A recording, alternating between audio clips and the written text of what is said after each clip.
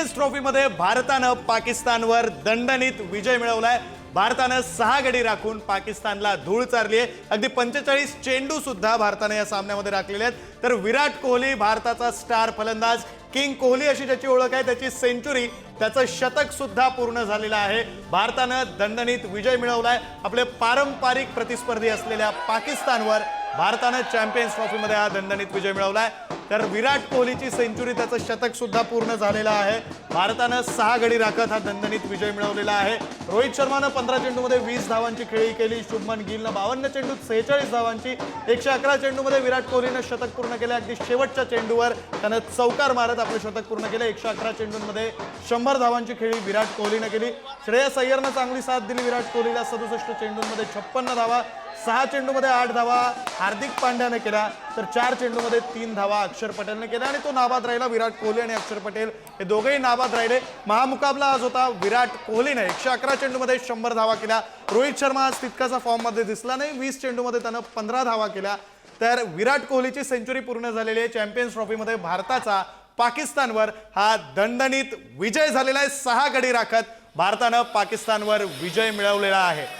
Champions trophy ही सध्या सुरू आहे। भारत विरुद्ध पाकिस्तान असा हा महामुकाबला दुबईमध्ये रंगलेला होता आणि या महामुकाबल्यामध्ये भारताचा विजय झालेला आहे। सर्वाधिक धावा भारतासाठी कोणी केल्या तर त्या विराट कोहलीनं किंग कोहलीनं 111 चेंडूमध्ये 100 धावा करत त्यांना आपलं शतक पूर्ण केलेलं आहे। अगदी शेवटच्या चेंडूवर म्हणजे शेवटच्या चेंडूवर 2 धावांची गरज होती। अगदी चेंडू 46 बाकी होते, मात्र 2 धावांची गरज असताना विराट कोहलीनं एक चौकार मारला आणि स्वतःचं शतक सुद्धा पूर्ण केलं।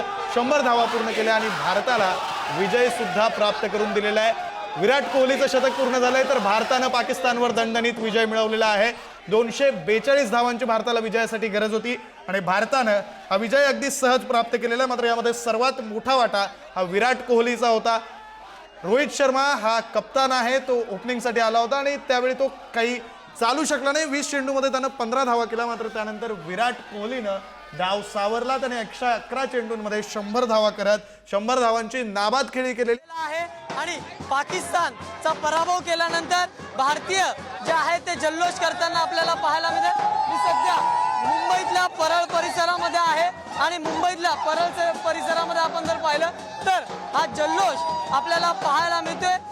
ढोल ताशाच्या गजरात जे आहे ते टीम इंडिया जिंकल्याचं स्वागत जे आहे ते इथे करण्यात येत आहे। आपल्याबरोबर क्रिकेट प्रेमी आहेत। अखेर भारत जिंकलेला आहे।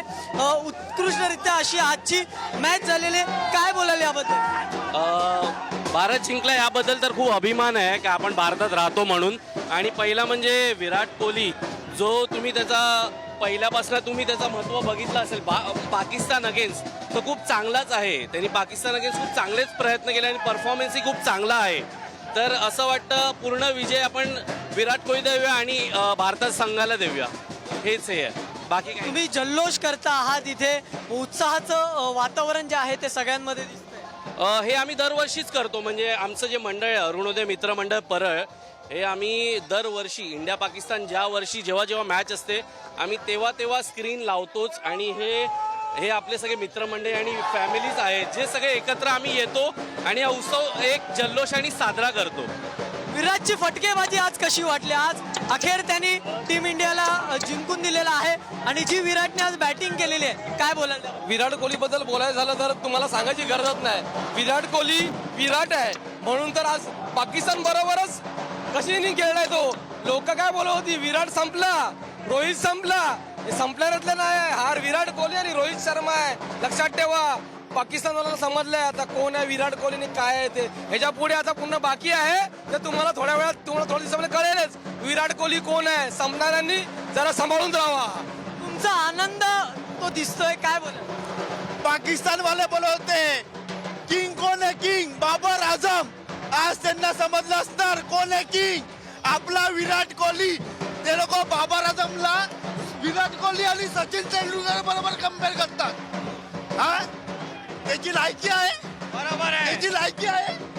आज गोलंदाजी तुम्हाला कोणाची आवडली? गोलंदाजी आज गोलंदाजी तुम्हाला आजच्या मॅच मध्ये कोणाची आवडली? गोलंदाजी इंडियाची आणि बल्लेबाजी विराट कोहलीची। चॅम्पियन्स ट्रॉफी इंडियाची आहे, इंडियाची।